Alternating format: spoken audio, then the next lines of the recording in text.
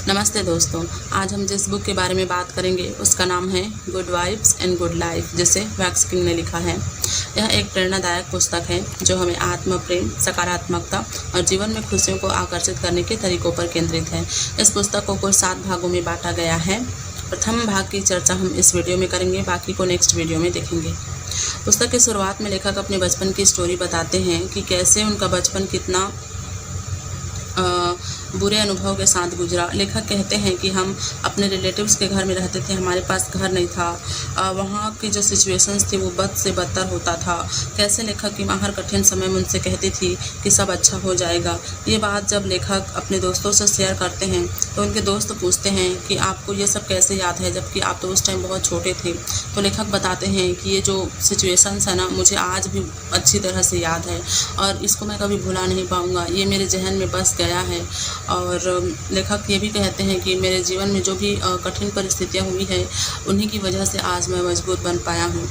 लेखक ये भी कहते हैं कि हमें दूसरों को इम्प्रेस करने की बजाय खुद पर काम करना चाहिए ताकि खुद से इम्प्रेस हो सके और अपने आप का बेस्ट वर्जन बनकर दिखाना चाहिए। हमें हर दिन बेहतर बनने का प्रयास करना चाहिए। हम कल कैसे थे ये मैटर नहीं करता, हम आज कितना बेटर बन पाते हैं ये मैटर करता है। इसीलिए रोज़ थोड़ा थोड़ा इम्प्रूवमेंट करिए, आप में सुधार जरूर आएगा। अपने पार्ट 1 में लेखक आत्म प्रेम की बात करते हैं। लेखक कहते हैं कि जो आत्म प्रेम है वो हम खुद को एक्सेप्ट करने का नाम है। आत्म प्रेम के 2 तत्व होते हैं। पहला होता है जिसमें हम खुद को अनकंडीशनल लव करते हैं, मतलब खुद से प्यार करते हैं, मतलब बिना रीज़न के। और दूसरा होता है हम ग्रोथ को अपने लाइफ में इनकरेज करते हैं। खुद से प्यार हम खुद से अनकंडीशनल प्यार हम तभी कर पाएंगे जब हमारा माइंडसेट सही होगा। अगर हम इस माइंडसेट से चलेंगे कि हम अच्छे दिखेंगे तभी हम खुद से प्यार करेंगे, या फिर कोई हमें पसंद करेगा तभी हम खुद को पसंद करेंगे, तो ये सही मानसिकता नहीं है। हमें एक अच्छे माइंडसेट को अपनाना है।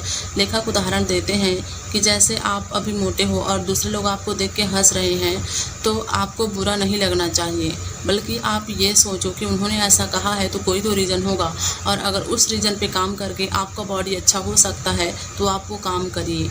लेखक कहते हैं कि आत्म प्रेम कुछ और नहीं है बल्कि माइंडसेट और एक्शन के बीच में बैलेंस बिठाने का नाम है। लेखक इसके बाद मैटर ऑफ वाइब्स की बात करते हैं। लेखक कहते हैं कि मेरे यूनिवर्सिटी में उस समय सिचुएशंस कुछ ज़्यादा अच्छे नहीं थे, मेरे पास पैसे नहीं रहते थे। तो एक शाम मुझे सीक्रेट बुक मिली, जिसे द मैजिक सीक्रेट।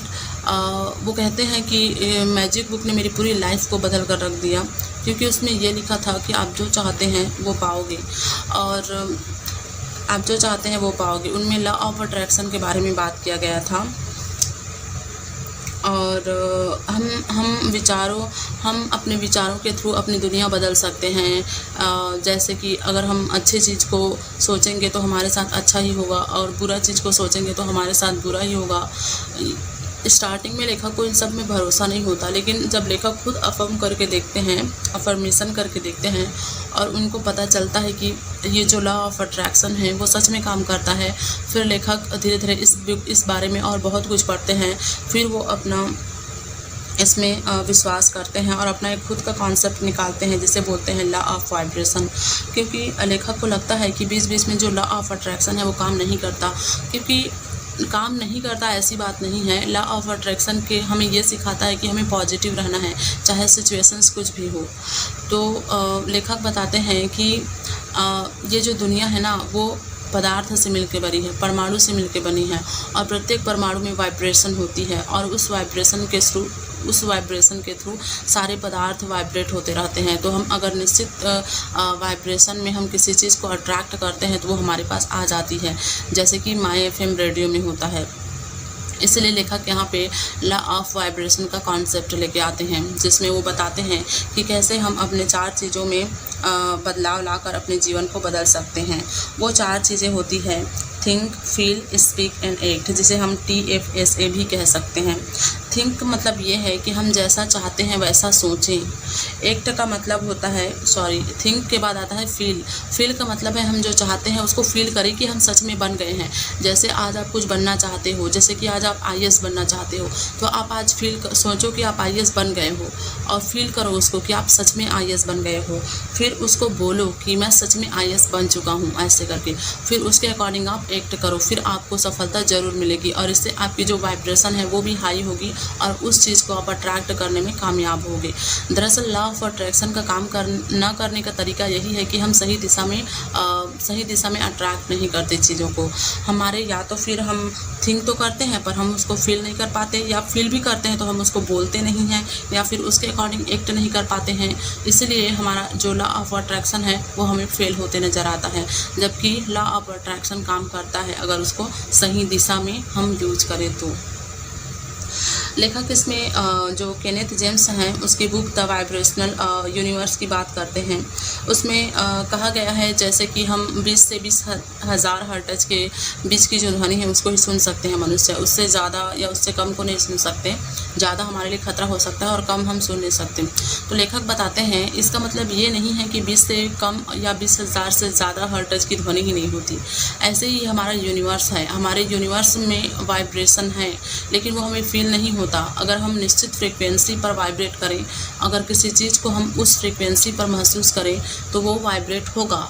जैसे कि माई FM रेडियो भी रेडियो को अब हम एक निश्चित फ्रीक्वेंसी में चलाते हैं तब रेडियो चलता है, वरना नहीं चलता है। तो यही लॉ ऑफ वाइब्रेशन के साथ भी होता है। और चूँकि